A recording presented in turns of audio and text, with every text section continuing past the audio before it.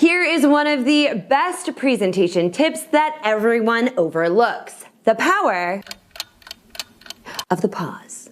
Yes, even I overlooked it, or at least wasn't consciously aware of it until someone brought it to my attention. After an event, a gentleman came up to me and said, "I know what makes you so good." He looked at me like, "You can't fool me," and then said, "You insert pauses."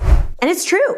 Sometimes not saying a word is the best way to be heard. Here are 3 ways you can use a gap of silence to your advantage when telling your story. First, use a pause right before you start the story to get their attention at the very beginning, after you've been introduced or when it's your turn to speak in a meeting and you plan to tell a story. Not only will it help with the awkwardness that many people struggle with, like, how do I transition into telling a story? What do I say?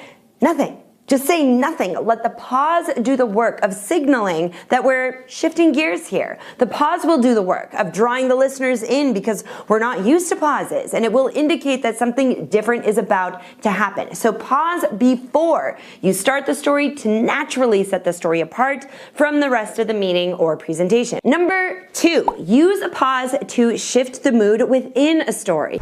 The story is rolling along smoothly and suddenly something changes for the worse. Pause. Let the shift sink in. If the hard part of the story is done and it's time to lift the mood again, say the final sad phrase, pause, and then shift to the more uplifting part of the story. A few strategic pauses go a long way in helping the audience progress through the emotions you need them to experience. Finally, pause if you don't know what to say next.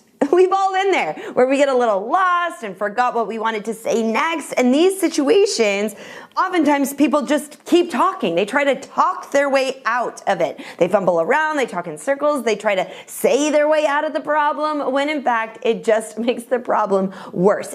If ever you get stuck or lose your train of thought, pause instead. Take a breath and let your brain catch up with what your mouth is trying to say. Yes, in these moments, a pause may feel like a full intermission, but I guarantee it only takes a few seconds of silence to reset and get yourself back on track. And meanwhile, your listeners won't be the wiser for it. In fact, they'll probably think it's part of your speaking strategy. So there you have it. The next time you plan to share a story, remember, sometimes the most powerful moments are those when you actually don't make a sound.